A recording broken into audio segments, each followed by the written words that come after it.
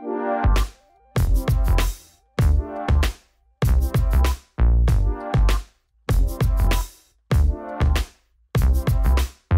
skulle få berätta om Arnolds, om din upplevelse där.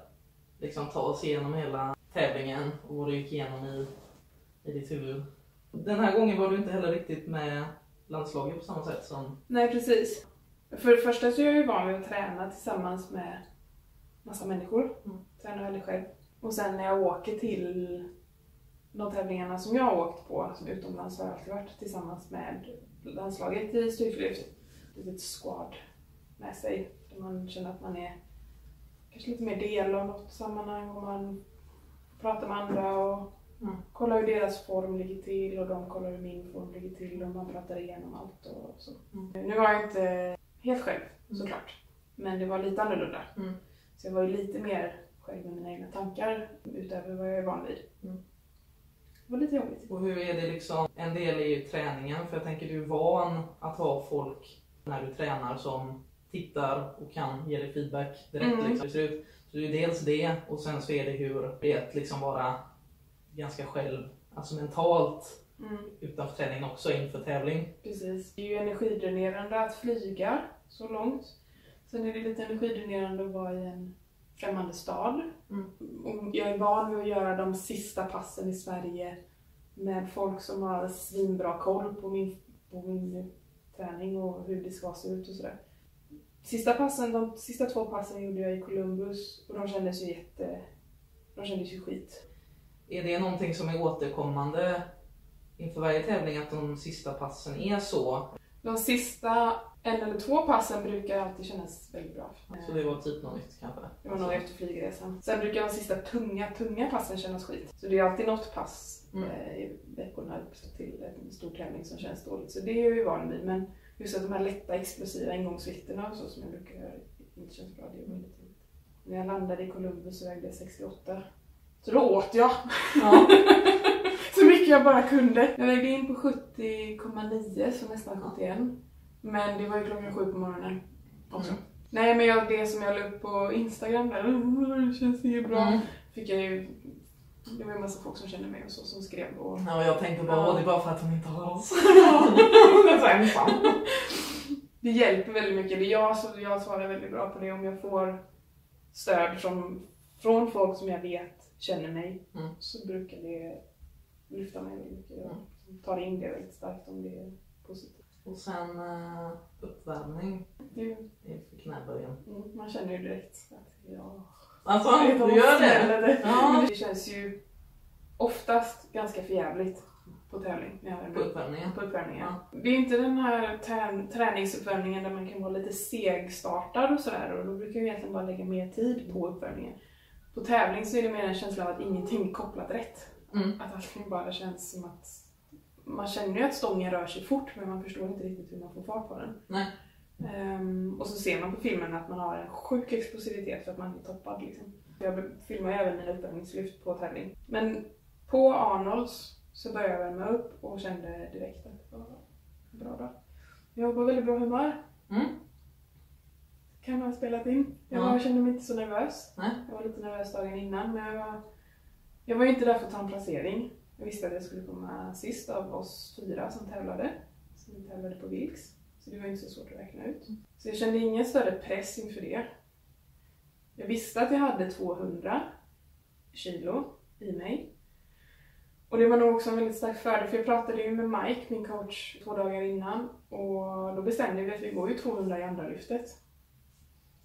Det är jävligt modigt liksom så här. Men det var nog bra, för om vi hade satt det i 3:e, då hade jag nog fortsatt tänka på det som min maxvikt och liksom den ultimata gränsen 200. Nu fick jag ändå tänka på det som att jag gör 200, men det är inte där det tar slut. Liksom.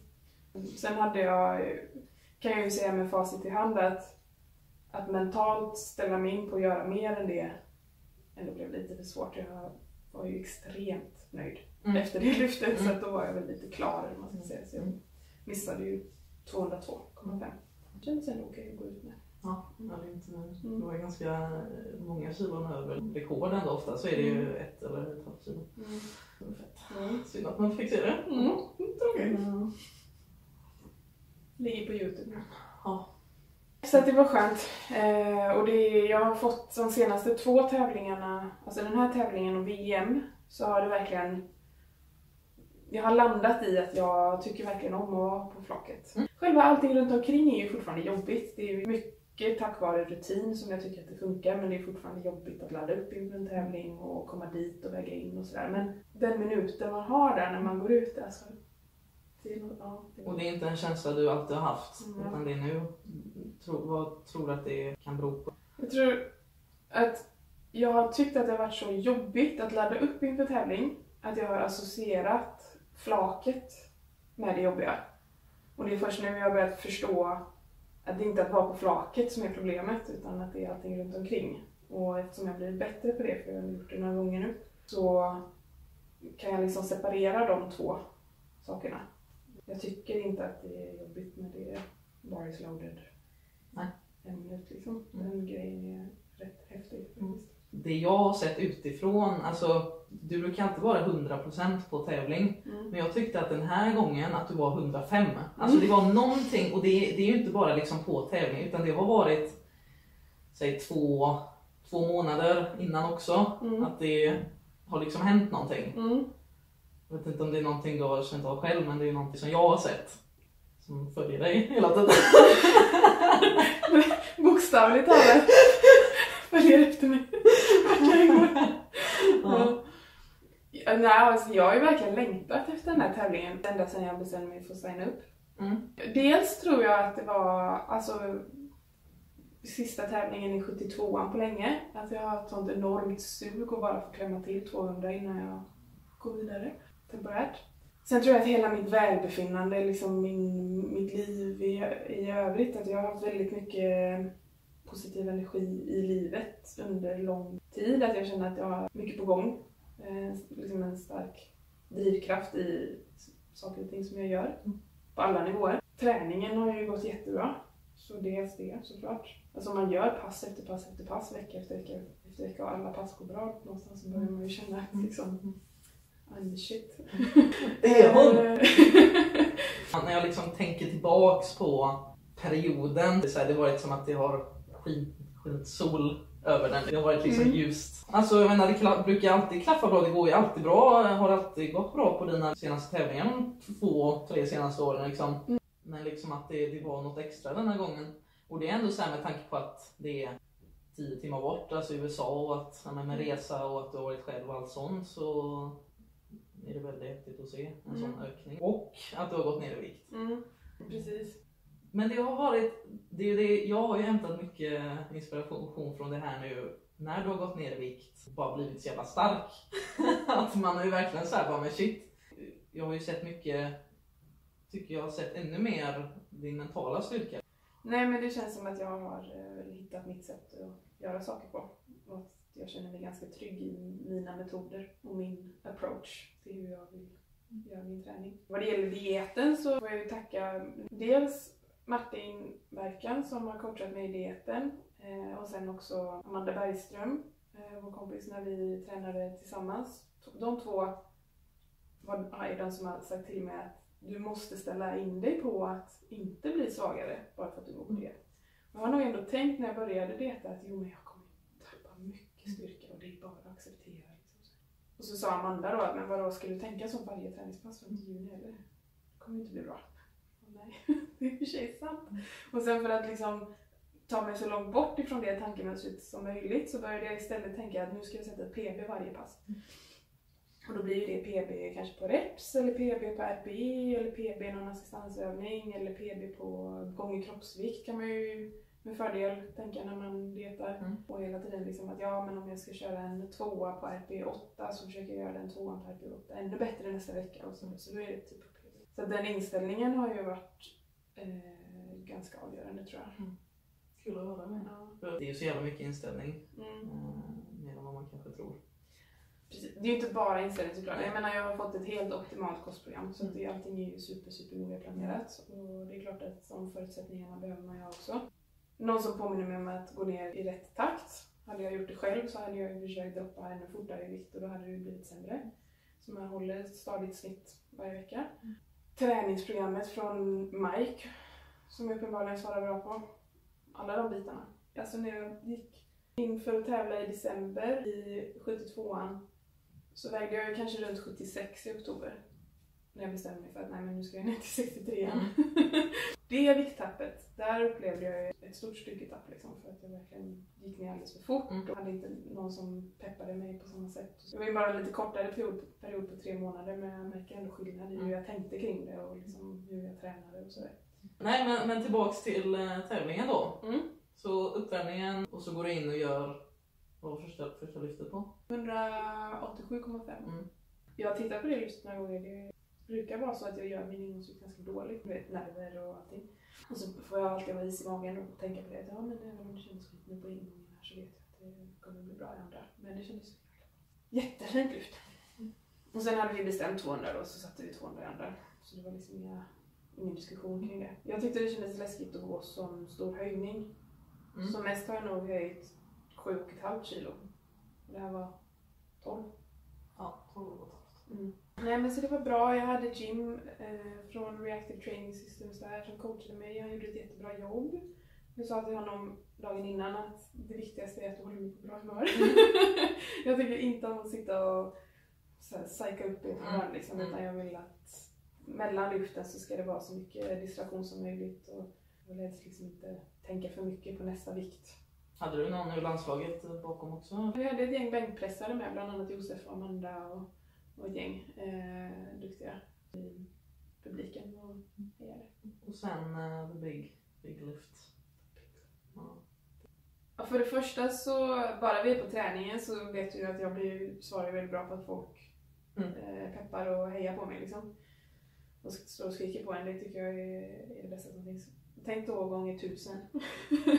Alltså den här expohallen som vi var i, det var ju så jäkla mycket folk. Och sånt jäkla tryck. Och alltså man ser ju ingenting när man går ut på flaket. Men man känner ju lite i luften att det är alltså, stort på gång. Ja. Sen när jag gick ut efter tävlingen, när tävlingen var klar, jag gick ut för att kolla på herrarnas sista lyft. Man fattar hur mycket folk som har stått och tittat på en. Herregud. Så den känslan älskar jag ju. När man är på tävling och det är bra tryck i publiken liksom. Så det var gött. Bänken. Jag har fan frågat dig om den. Jag var bara, för jag kommer ihåg att jag blev så himla glad att när jag såg 97,5 bara shit. Det har gått framåt där också. Alltså i och med att det har gått ner. Ja, alltså det var faktiskt första gången som jag lyckades tagga in på bänk. Så jag är väldigt nöjd med det. Jag gjorde 92,5 i andra. Och då tyckte jag att den kändes sådär tung. Och så tänkte jag som jag brukar tänka att ja, då missar jag väl tredje dag. Du hör ju, min bänkmentalitet är spot on. Och så tänkte jag så en liten stund och brydde mig inte så mycket liksom. Men så kom jag på att men om jag missar den här bänken, då får jag inte min total på 512. Och jag vill ha den här bänken. Jag hade ju fått den liksom extremt starka känslan att du vill bänka. Jag vill fan ha det här tredje lyftet. Och det tror jag också var bra, att jag måste lära mig det här med att plocka min total och få ta de här 2,5 kilorna seriöst och göra smarta viktval och vara noga med att inte missa några tredje lyft och sådär. Till den mån det går, det är inte alltid man kan tänka så när man ska upp och kriga om en viss plats liksom, då måste man ju chansa lite också. Men just i det här fallet så kände jag ett driv i bänken som jag inte har känt förut. Så det var väldigt roligt. Det finns en jättefin bild på mig när man ser din här. Alltså, den kan vi lägga in här. Ja. Jag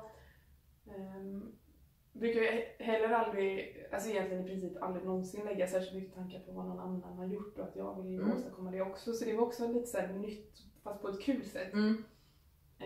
Nu pladdrar jag lite, men det lärde jag mig faktiskt i Malaga senast. Så jag kommer ihåg att jag och svensk landslagscoach Karo pratade om att det gick ju bra och så i Malaga, men jag var inte så peppad liksom, för det var ju också bara för att göra en knäböj som jag var där. Jag var inte där på... Nej, men jag kommer ihåg att du var ju inte ens liksom, men ska jag åka på det eller inte liksom. Ja, det fanns ju ingen konkurrens där. Så sa jag det till henne att jag tycker inte det är så himla roligt när det bara är jag som, alltså när det bara handlar om mina resultat. Nu hade jag ingen konkurrens på Arnold Grand Prix eftersom jag visste att de andra hade så mycket bättre vilk. Så det var ju för PB, för egen del som jag lyfte såklart. Men att då påminna mig lite om Annikas resultat i 72 blev en morot.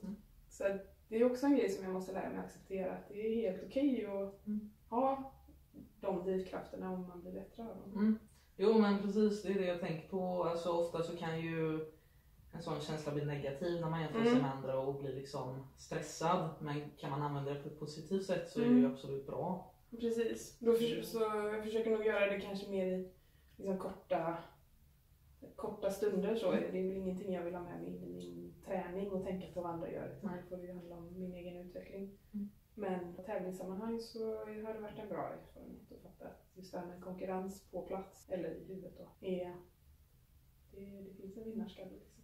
Nog har jag försökt liksom intala mig själv att jag krigar, jag tävlar bara mot mig själv. Det är ju inte riktigt sant. Alltid. Och det är okej. Det beror på. Det är okej. Som sagt, så länge man inte är nedbruten av det. Liksom. Men det är väl kul då att du fortfarande kan få ut nya lärdomar av tävlingar. Det tar liksom inte slut. Ja, det är något nytt varje gång. Ja. Jag gillar det. Och så marken. Vad gjorde du för serien? Vi gick 197, tror jag. Nej. 195, 192. Jag kommer inte ihåg vad jag gick in på. Jag gick in på 190 någonting. Jag får klippa in vad det var för något. Ja. Och sen gick vi 202 i andra. Och planen var ju 212,5 baserat på mina siffror på träning. Men så sa jag till Mike, om det känns bra så får jag gå på 215. Ja, det får jag göra. På svenska sa han det. Ja, det får du göra. Ja. Och det gjorde du, det kändes jättebra. Och där kände du att du hade kvar också? Massa. Ja. Massor. Det är synd att man inte får dra igen. Jag hade nog kunnat dra 240 om jag med. För Europarekordet var på, det dåvarande var på 212,5. Det ville jag ju egentligen ta i Malaga i december. Men där gjorde jag ju bara min andra vikt för jag fick ont i ryggen då. Hade jag varit på VM eller EM hade jag kunnat gå 213. Men räknas det som EM-rekord på honom? Ja, det gör det. Ja, grattis till den också. Tack så mycket. Tack. Ja. Det var gött. Men det var över 3 gånger kroppsvikten. Ja, det var häftigt. Det är också en... Men jag hade känt så här i flera år nu. Så hade jag alltid varit på grammet. Kroppsviktsgrammet hela tiden. Jag var så jäkla nöjd med att jag äntligen fick naila den gränsen. Det var ju 2015. Om typ 3 år har jag velat det.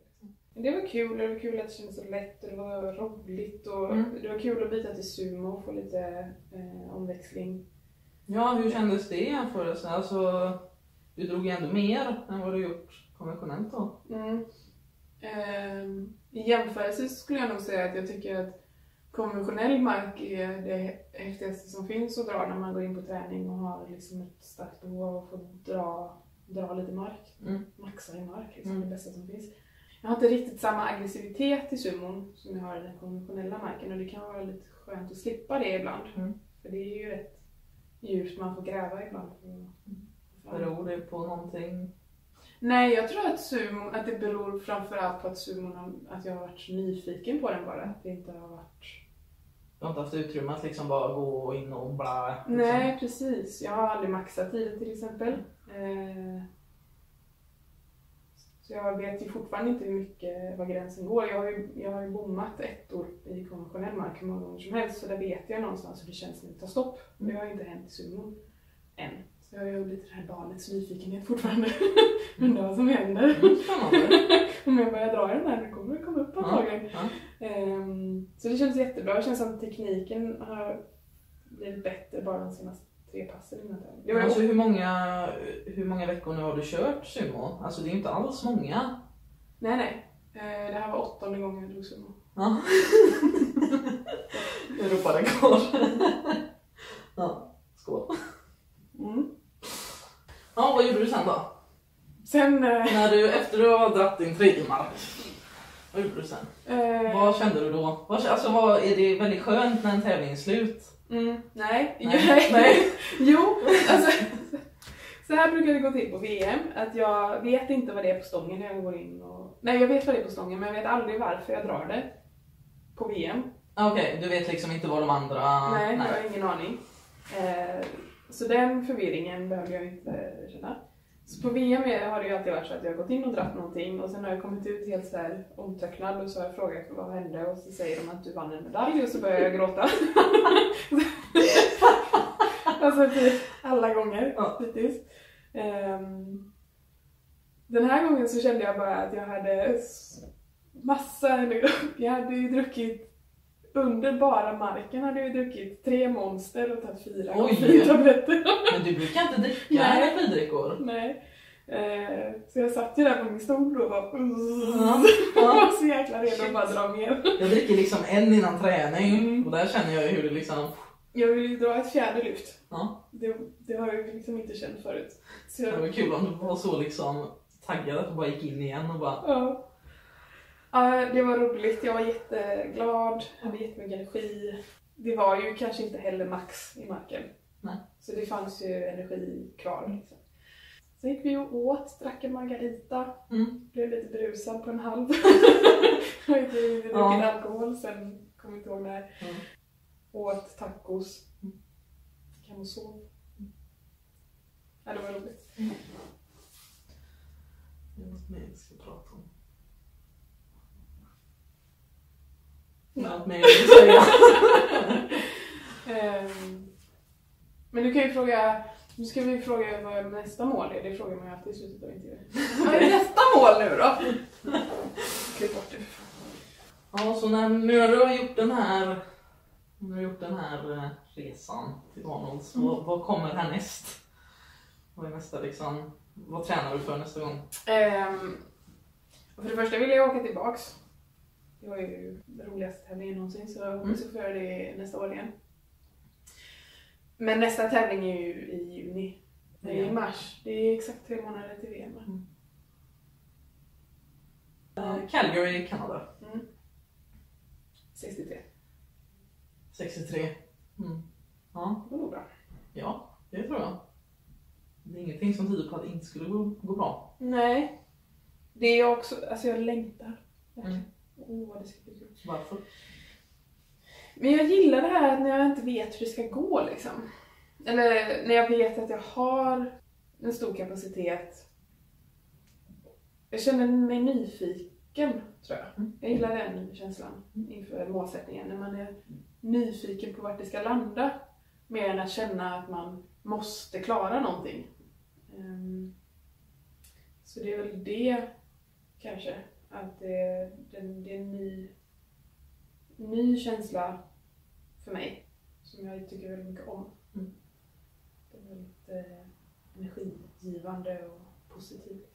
Har du liksom några mål ändå med, jag vet inte om du brukar tänka på vikter du vill göra eller liksom vad du vill ta för placering eller om det här bara är liksom lite av en test bara liksom? Ja, test är det ju definitivt. För att jag har ingen aning om hur min kropp kommer reagera på att tappa de sista kilorna. Det kan ju bli hur som helst. Men jag har ju fortfarande en idé om vad jag tror att jag skulle kunna klara av. Men det kan jag inte säga. Nej. Fast de flesta kan väl räkna ut att det finns några. Man går in på IPFs hemsida så ser man ju världsrekordet i böjning. Ja. Vad ligger du på? Jag vet inte. 183. Ja. Jag kanske säger fel om det har höjts nyligen. Ja, det blir spännande. Ja, tror jag gör det 183. Det tror jag definitivt, faktiskt. 17 kilo. Det. Jag tror. Jag var ju rädd så här. Det blir som närstående så är för att det man tänkte var så här, shit, hur kommer det bli? Alltså rent så här. När man umgås med en person varje dag, man inte vet hur människor reagerar på liksom viktnedgång. Och jag menar, man är ju alltid beredd på, alltså... Du trodde jag skulle bli arg och grinig. Ja, men typ. Och grejen är, det spelar ingen roll, för jag menar, det hade ju kvittat så. Det är ju bara att man som kompis får liksom så här anpassa sig till det. Men det har ju, alltså det är ju därför man också blivit så positivt överraskad, för att det har varit mycket energi. Men som du säger så vet man ju inte, de sista kilorna är ju att det... Eller ja, det kanske är lika bra hela vägen ner, men det vet man inte förrän man har testat. Men... Hoppas ju det i alla fall. Ja, men... Nej, alltså det är ju intressant att stå och se på också. Liksom. Men, ja. Alltså en grej som jag tycker också, jag berättar ju mycket här känner jag om vad som är skillnaden, men det är ju för att det är väldigt stor skillnad mot hur jag tänkte kring tävling för 2 år sedan jämfört med nu då. Men då blev jag ju helt panikslagen om någon sa vad de trodde att jag skulle göra och sådär. Och så försökte jag värja mig från all hype liksom. Du gillade inte att få höra siffror liksom? Nej, men nu till exempel innan Arnold så la jag ju ut liksom på Instagram att jag har montagit 200 liksom. Och så. Alltså det jag kan distansera mig till det och liksom skämta om det på skämta om det, alltså hypa upp på ett lite mer avslappnat sätt, och då gör jag också att man kan... Men det kommer ju från dig också, inte från någon annan liksom. Precis. Nej, men jag tycker nog att man kan få hypa upp och vilja åstadkomma någonting, och sen om man inte klarar det så behöver det betyda att man har misslyckats. Å andra sidan har vi inte sett dig misslyckas än. Vill jag ju säga. Ja. Nej, det är väl det. Alltså du har ju har du inte slått böj, alltså vi snackar böjen, har du inte slått böjrekord varenda tävling nu? Som du har gjort det senaste? Jo. För det har ju bara varit stora tävlingar du har kört. Liksom. Jo, det är sant. Ja. Jag tänker väl om man gör något... Det är ju så mycket som händer på en tävling, så någonting blir man väl nöjd med. Men liksom, man kan ju inte vara missnöjd kanske för att man missar ett lyft. Nej. Man ser till det man lyckades med, så är det ganska många bitar i prestationen. Allting från hur man beter sig till vad man faktiskt lyfter. Så det finns ju alltid något att ta med sig. Ja. Wise last words. Yes. Det låter bra att avsluta där. Alltså jag tänker ju att vi kanske ska fråga vad folk vill se typ. Alltså var det här intressant? Klart det var intressant. Men jag kan väl säga att vi planerar ju att kanske göra sådana här videos ibland. Så det var kul att höra vad för typ av video ni vill se, om ni tycker det här är kul när vi bara sitter och pratar liksom. Vi tycker att det är väldigt kul att bara sitta och prata, för att det är det vi gör varenda gång vi umgås. Det är att sitta och prata så här, fast lite mer flummigt. Försöker ändå hålla liksom en standard. Men även alltså någon träningsvideo ibland. Kanske träningsvideos från gymmet där Bella lyfter. Såna här videos kanske, det kan ju också vara inför en tävling. Eller om det händer någonting. Och om Bella vill också göra kortare videos om sin träning. Någon vecka eller diet och sådär. Vad du känner för. Är du nöjd? Jag är nöjd. Ja. Det gick väl bra. Ja. Det blir enkelt.